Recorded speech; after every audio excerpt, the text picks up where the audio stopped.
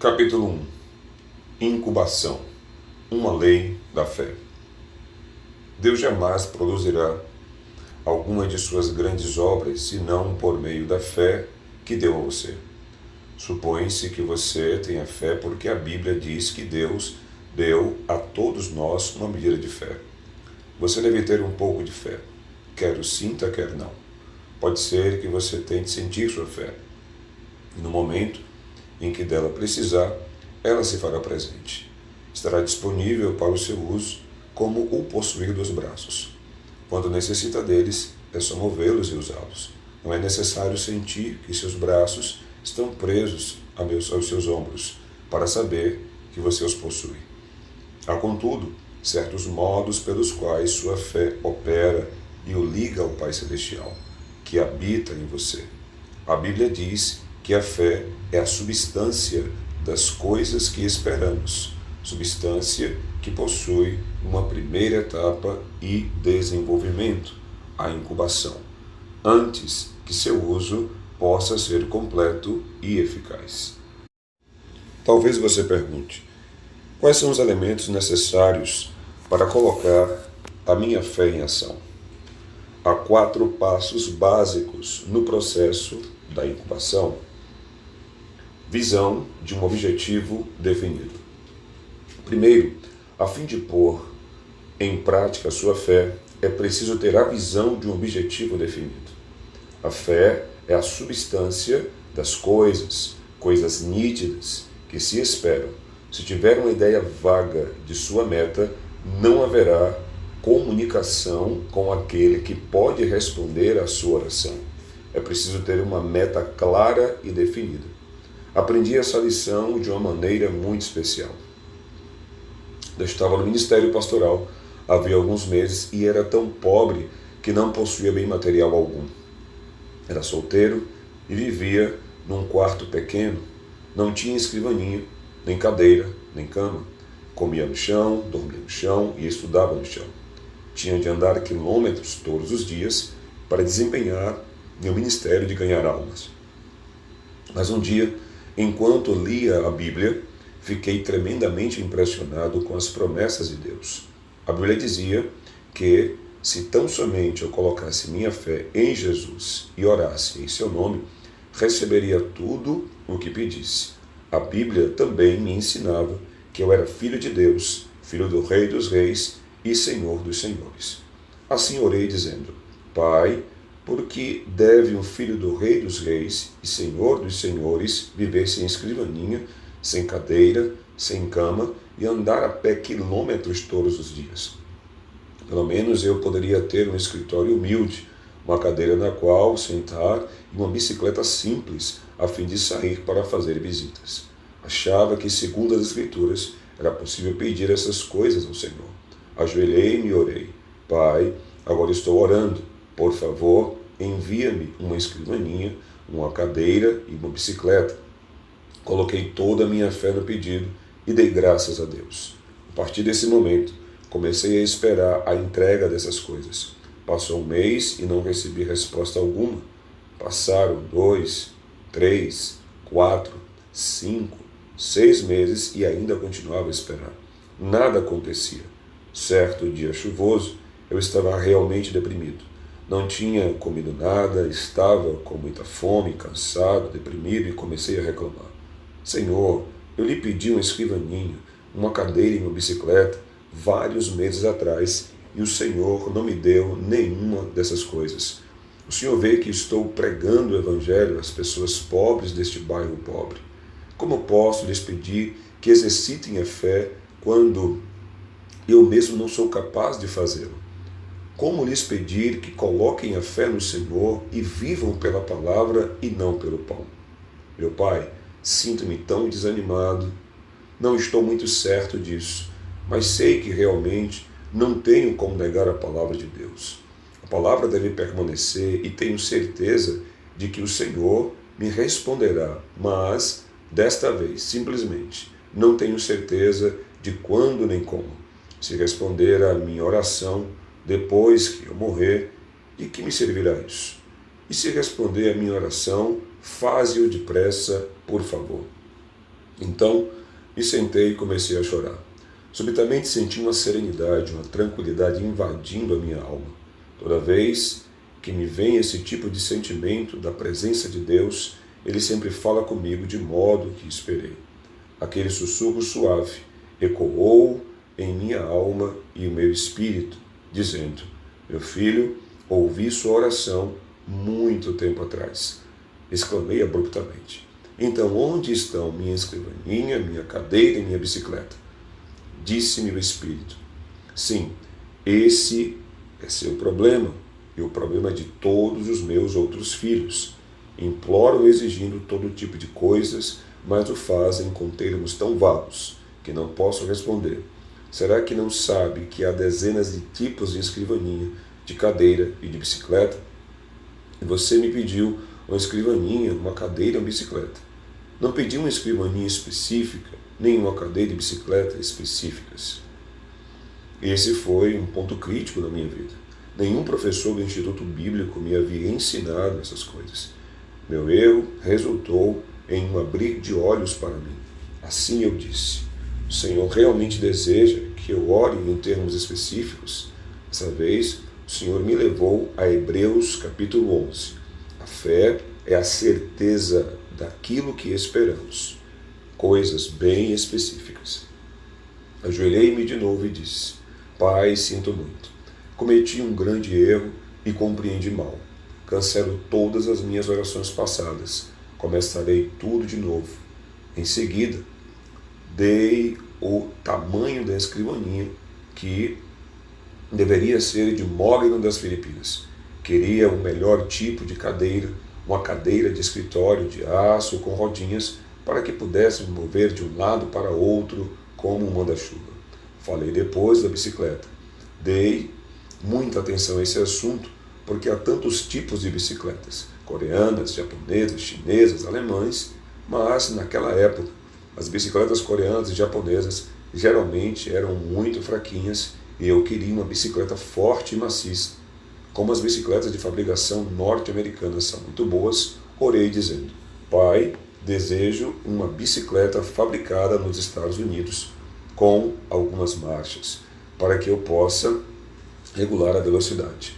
Encomendei essas coisas em termos tão específicos que Deus não poderia cometer erro algum ao entregá-las. Realmente senti a fé fluir do coração e regozijei-me no Senhor. Essa noite dormi como uma criança. Mas ao despertar, às 4:30 da manhã seguinte, a fim de preparar-me para a reunião de oração matinal, repentinamente descobri que meu coração estava vazio. Na noite anterior, tinha toda a fé que há no mundo, mas, quando dormia, a fé bateu asas e me deixou. Não sentia nada no coração. Então eu disse: Pai, isso é terrível. Uma coisa é ter fé, mas é totalmente diferente conservar essa fé até receber a resposta. Esse é um problema comum a todos os cristãos. Podem escutar por algum tempo um pregador excelente e ter toda a fé que há no mundo, enquanto ouvem, mas antes que voltem para casa, já perderam tudo, sua fé bate asas e voa. Nessa manhã, li a Bíblia procurando uma passagem especial para pregar. Repentinamente, meus olhos se fixaram em Romanos 4,17. O Deus que dá vida aos mortos e chama à existência coisas que não existem como se existissem. Meu coração apegou-se a essa passagem e ela começou a queimar minhas entranhas. Disse a mim mesmo: acho que poderia simplesmente chamar à existência aquelas coisas que não existem como se existissem, como se já as possuísse. Recebi a resposta para o problema de como conservar minha fé. Corri para a tenda que nos servia de igreja, onde as pessoas já haviam começado a orar. E depois de cantarmos alguns hinos, comecei a pregar.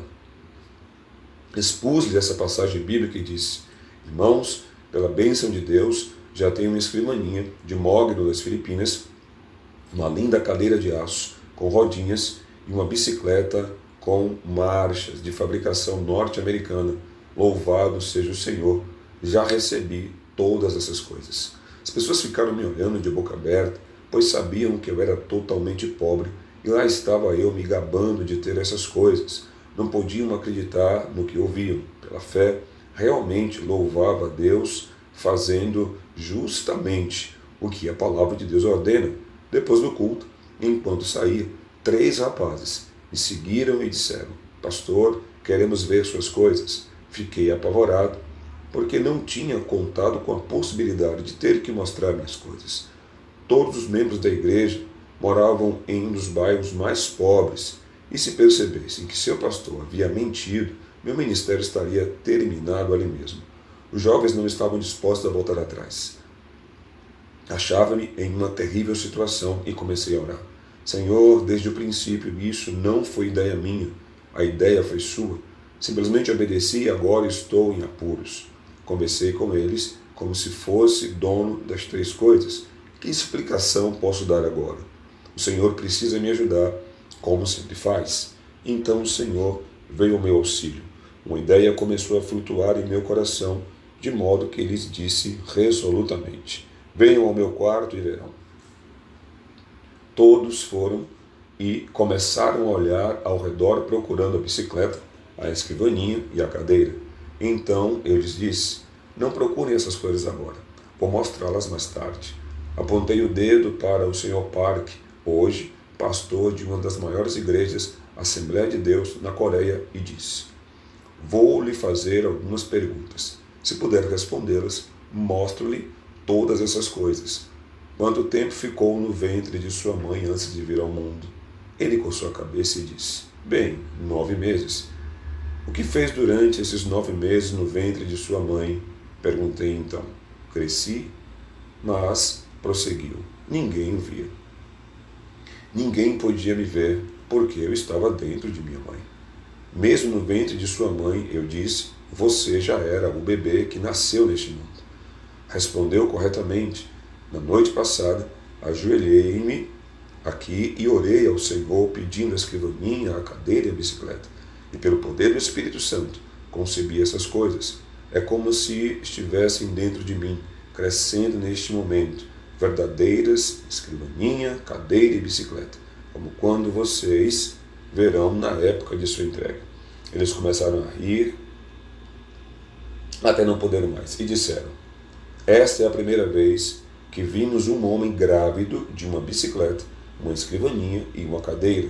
Saindo do meu quarto, começaram a espalhar por toda a cidade a novidade de que o pastor estava grávido de uma bicicleta, uma cadeira e uma escrivaninha. Eu mal podia andar pela cidade. As mulheres se juntavam olhando para mim e davam risadinhas. Alguns jovens travessos de minha igreja chegavam a mim no domingo, pegavam na minha barriga e diziam: pastor, quantos meses faltam?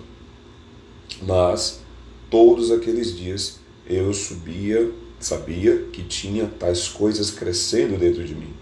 Leva tempo, assim como a mãe leva tempo para dar à luz ao seu filho.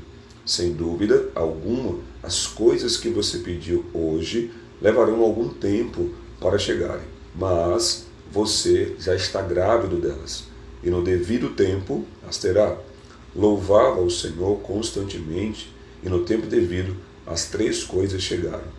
E chegaram exatamente como encomendadas. A escrivaninha era de mogno das Filipinas.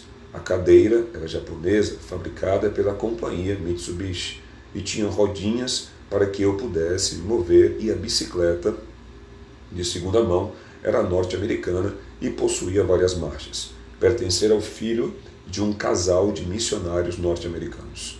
Trouxe para casa essas 3 coisas que tinham esperado tanto tempo, e isso mudou por completo minha maneira de orar.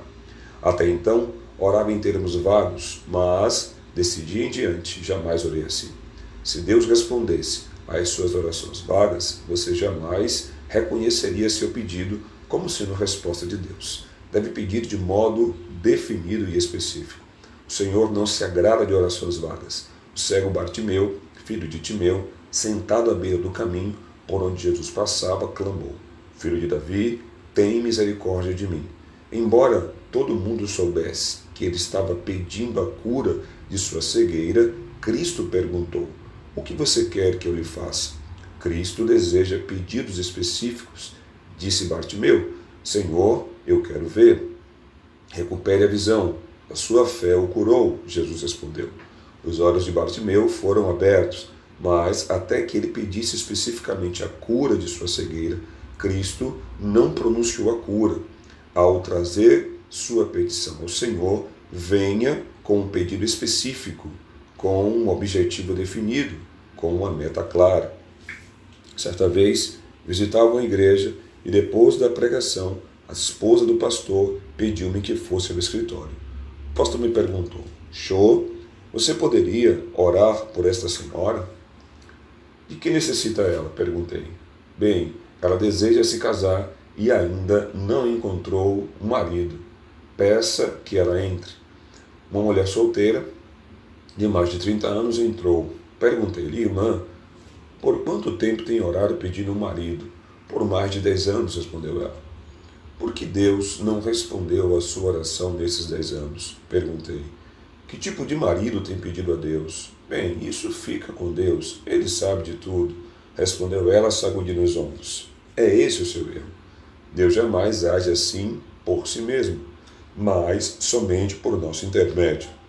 Deus é a fonte eterna, mas Ele somente opera por meio de nossos pedidos. Você realmente deseja que eu ore em seu favor? Sim. Muito bem.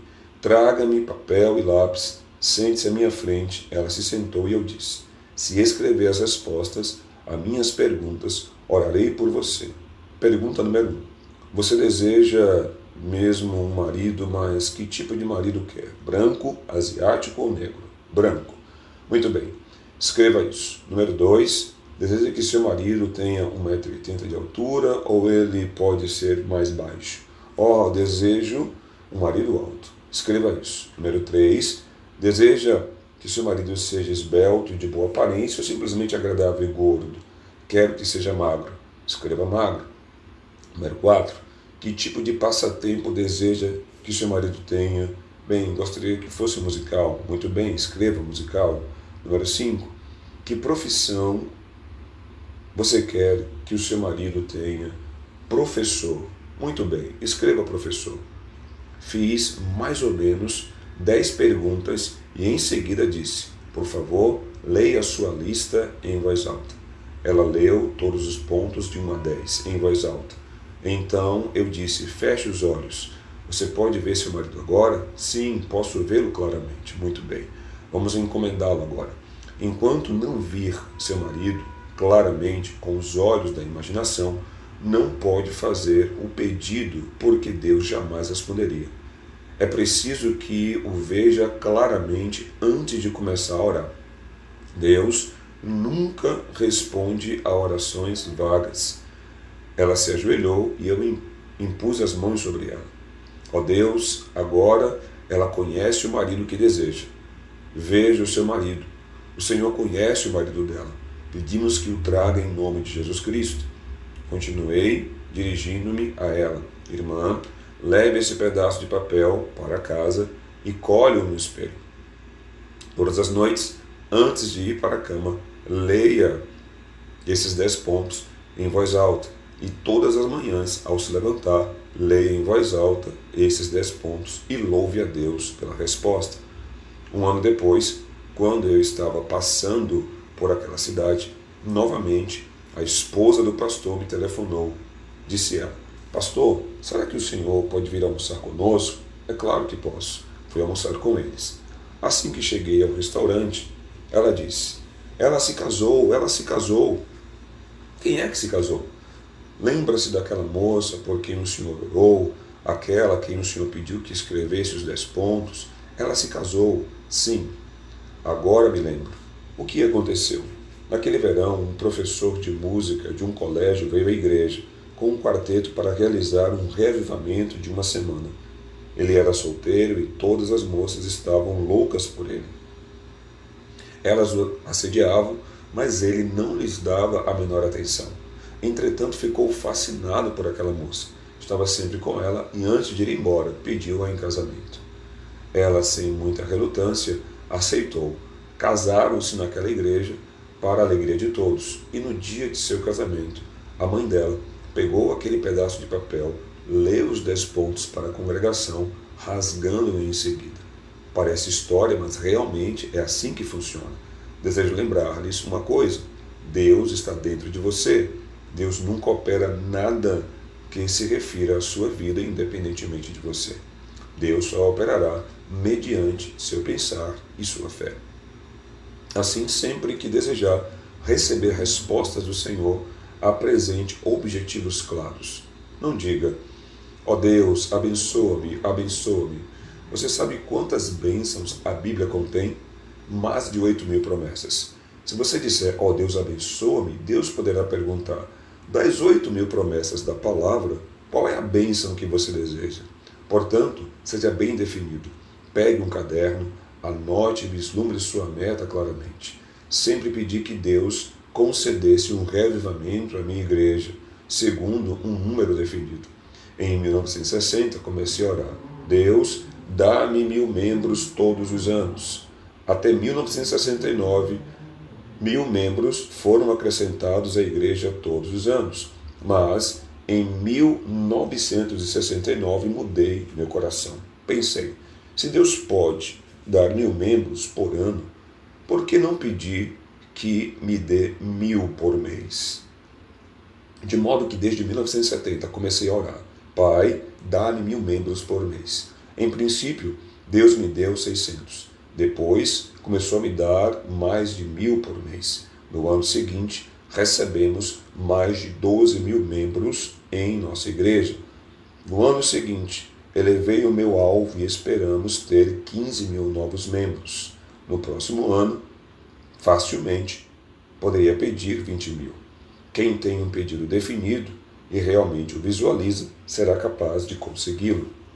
Na época em que estava construindo o templo da igreja, com a capacidade para 10.000 pessoas, mesmo antes de os construtores assentarem o concreto dos fundamentos, podia vê-lo claramente em minha imaginação. Andei centenas de vezes pelo edifício e senti a presença magnífica do Espírito Santo ali. Senti a magnitude daquela igreja. A minha alma se emocionou. Você deve ter uma visão tão viva e bem delineada daquilo que deseja de modo a ser capaz, de fato, de senti-lo em suas emoções. Se não exercitar essa lei da fé, jamais conseguirá uma resposta a tudo o que pedir. Agora, em minhas orações, sempre tento ver com clareza meus objetivos. Desejo vislumbrá-los com tamanha vivacidade que sinta na alma a emoção deles. Só então essa primeira condição é cumprida. Tenha um desejo ardente. Em segundo lugar, se você já tem uma imagem vívida do que deseja, deve também possuir um desejo ardente de alcançar esses objetivos. Muita gente ora casualmente. Deus responde à minha oração. E antes de sair da igreja, já se esqueceu das coisas pelas quais orou. Esse tipo de atitude jamais trará a fé nem a resposta de Deus. É preciso ter um desejo ardente. Provérbios 10:24 diz: o que os justos desejam, lhes será concedido. Salmo 37, versículo 4 diz: deleite-se no Senhor e Ele atenderá aos desejos do seu coração. Você precisa ter um anelo ardente por um alvo e deve continuar vendo esse alvo cumprido. Quando comecei meu ministério em 1958, tinha um desejo ardente em minha alma, uma meta ardente de construir a maior igreja da Coreia. Esse desejo ardia dentro de mim, tanto que eu vivia com ele, dormia com ele e andava com ele. Agora, depois de 20 anos, ouço dizer que minha igreja é a maior do mundo. É preciso ter esse anelo ardente no coração. Se não tiver, então espere e peça que Deus o conceda. Deus não gosta de gente morna, mas é especialista somente nos bem-quentes. Se tiver um desejo ardente, então terá resultados. Ore pedindo segurança. Em terceiro lugar, você deve ter a substância ou a segurança. No grego, substância é hipostasis. Essa palavra pode significar título ou papel legal. Quando se tem uma meta bem definida e um desejo ardente no coração, que chega ao ponto de ebulição, é possível ajoelhar e orar até conseguir a substância ou segurança. Um dia em que eu pregava no Havaí, uma japonesa me perguntou quanto tempo deveria orar a fim de adquirir a substância. Disse-lhe que às vezes são necessários somente alguns minutos e que se ela conseguisse a substância ou segurança nesse instante, não precisaria orar mais. Às vezes, disse-lhe, pode levar 2 minutos, 2 horas, 2 semanas, 2 meses ou 2 anos. Todavia, qualquer que seja o tempo que leve, a pessoa deve orar até que consiga a substância. Os ocidentais vivem às voltas com o problema de viver organizados dentro de um horário apertado. Tudo é correria. Logo, não tem que passar com a família para visitar, não tem tempo para passar com a família, nem para visitar os amigos, nem mesmo para ficar quietos perante o Senhor. Tudo tem de ser instantâneo. Café da manhã instantâneo, comida pré-cozida, alimentos enlatados, café solúvel instantâneo. Tudo tem de estar pronto em menos de 5 minutos. De modo que quando vão à igreja, oram dizendo, ó Deus, responde-me. Não tenho muito tempo, só 5 minutos. E se não responder rápido, esquece. Não esperam no Senhor. Os norte-americanos converteram as igrejas em lugares de entretenimento enfadonho. Na Coreia, acabamos com isso. Fazemos alguns avisos bem curtos e damos toda a preeminência à palavra de Deus. Depois da pregação da palavra, geralmente temos 2 ou 3 números especiais e então concluímos. A palavra de Deus sempre ocupa o lugar de maior importância no culto. Certa vez, fui convidado a pregar num culto vespertino em uma igreja no estado do Alabama, nos Estados Unidos. O culto começou às 19 horas e com anúncios, cânticos e números especiais foram gastos mais ou menos 2 horas. Eu já estava quase dormindo na poltrona. As pessoas estavam começando a ficar cansadas. O pastor veio a mim e disse, pregue somente 10 minutos esta noite, porque temos um magnífico programa de televisão e gostaríamos que pregasse somente 10 minutos. Viera da Coreia, convidado por eles para falar somente 10 minutos. Numa igreja como essa, não se pode esperar a plena bênção de Deus. Tal igreja necessita de esperar muito tempo perante o Senhor, o que também é válido para uma pregação sólida da palavra de Deus. Isso é o que edifica a fé. A pessoa deve esperar na presença do Senhor até conseguir a segurança. Quando precisei de 5 milhões de dólares para terminar a construção do templo, tive uma visão muito clara, uma meta bem visível e um desejo ardente de ter pronto o edifício com espaço para 10 mil pessoas. Mas meu coração estava cheio de medo. Trêmulo e assustado, não tinha segurança alguma. Esses 5 milhões pareciam uma montanha e eu era como um coelho amedrontado. Para estrangeiros ricos, 5 milhões de dólares não significariam muito, mas para pobres coreanos é uma soma gigantesca. Comecei a orar como quem está à beira da morte. Disse, Senhor, já começamos a construção, ainda não temos segurança alguma e não sei onde conseguir esse dinheiro. Comecei a preocupar-me. Passou um mês e ainda não tinha paz nem segurança. Passou o 2º mês e continuava orando até a meia-noite.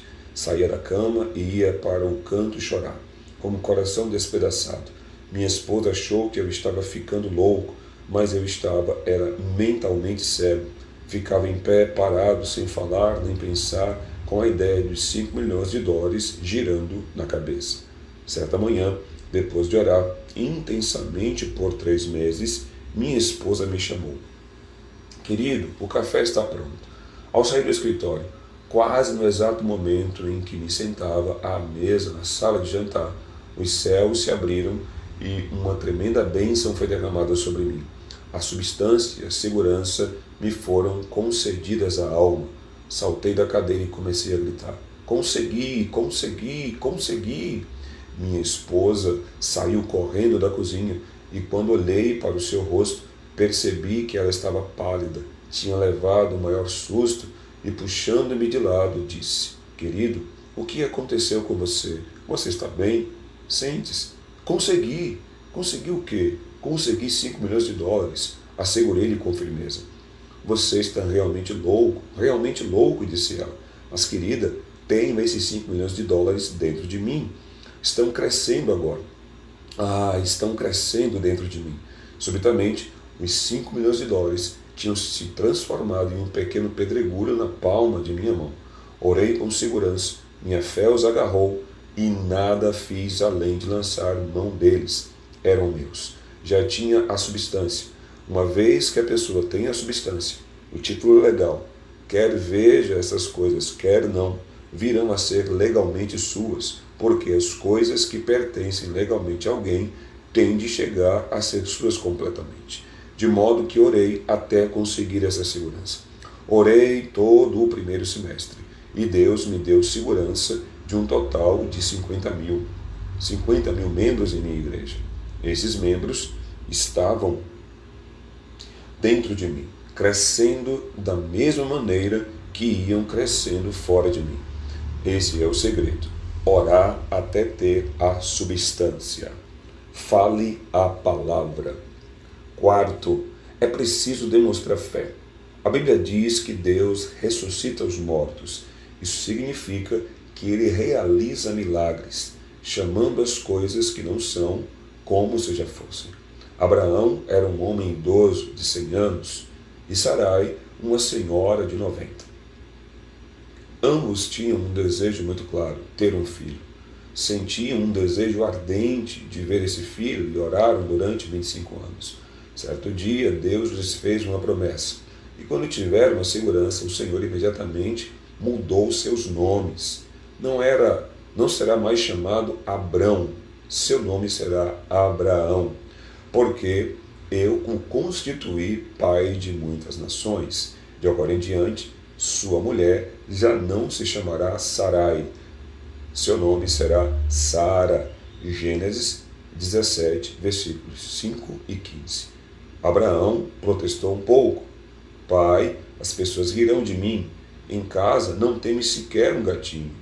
E o Senhor está dizendo que vai trocar meu nome para pai de numerosas nações e que vai chamar Sarai de princesa. O povo todo vai achar que estou louco.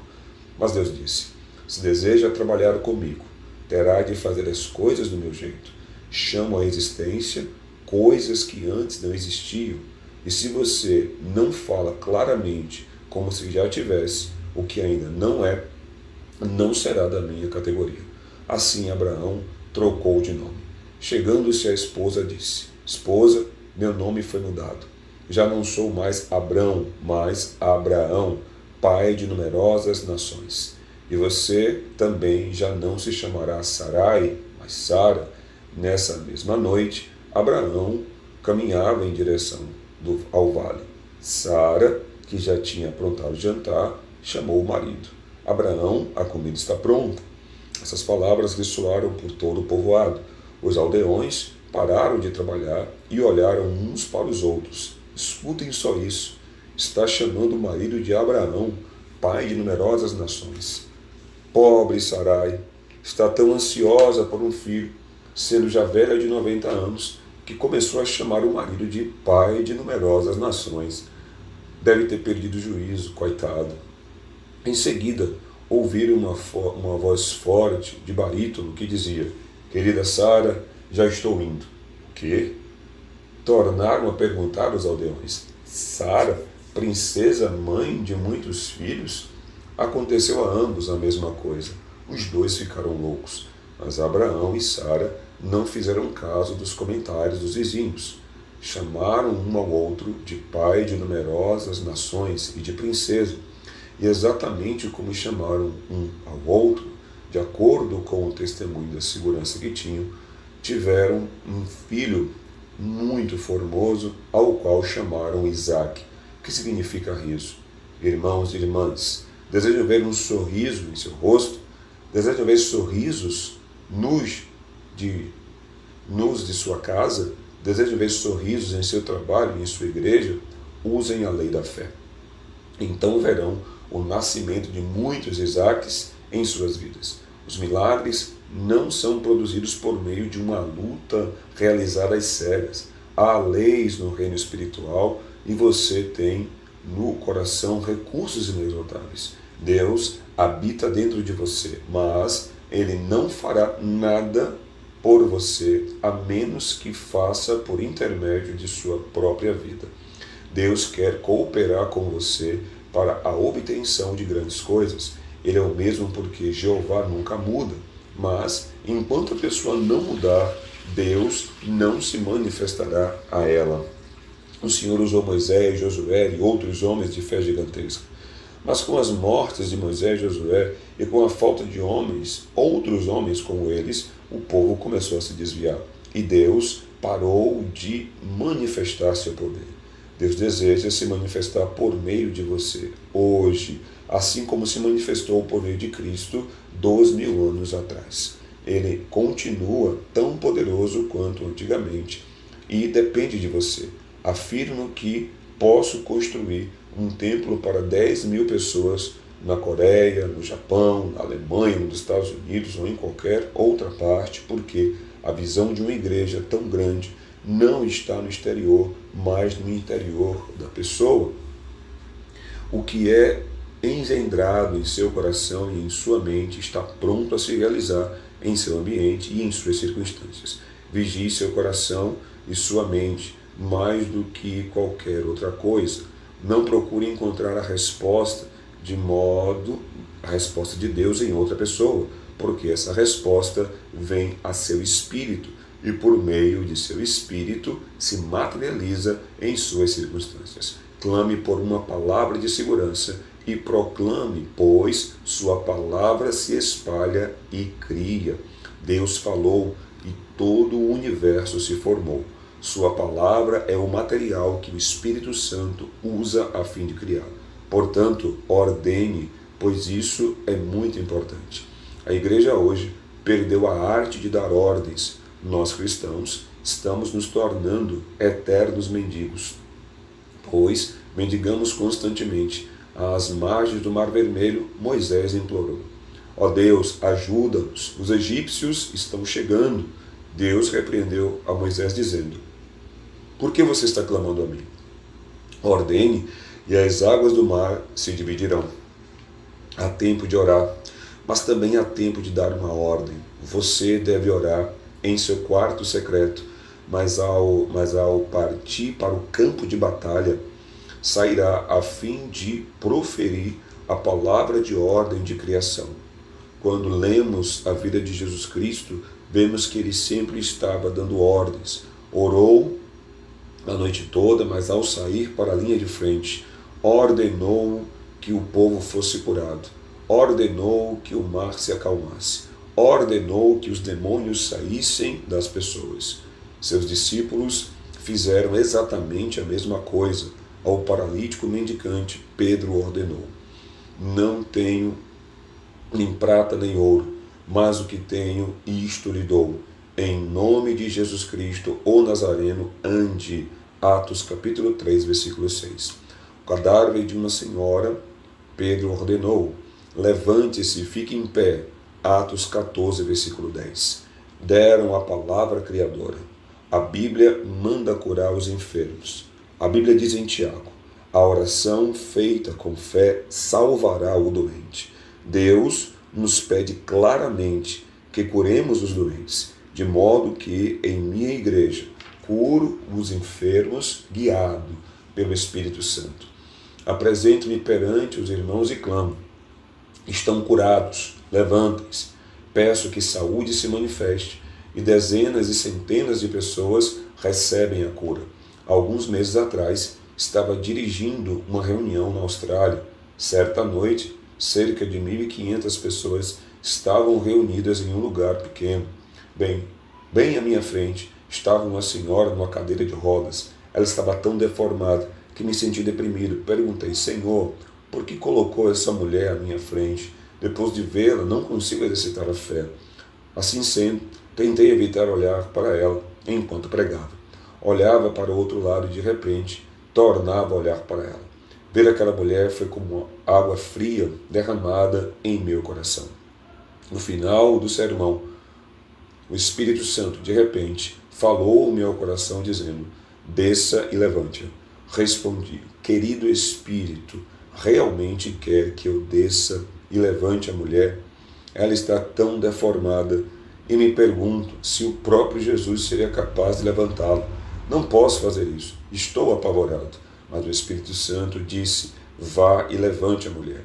Recusei-me dizendo: não estou com medo. Não estou com medo. Em seguida, comecei a anunciar os tipos de cura que o Espírito Santo me mostrava estar acontecendo nas outras pessoas, mas não naquela mulher. Primeiro foi curada uma senhora cega. Ela estava tão apavorada quando pronunciei sua cura que gritou e caiu desmaiada logo depois de seus olhos se abrirem. Depois disso, as pessoas começaram a ser curadas por todo o auditório, anunciavam as suas curas sem parar, mas o Espírito Santo continuava dizendo: desça e levante a mulher.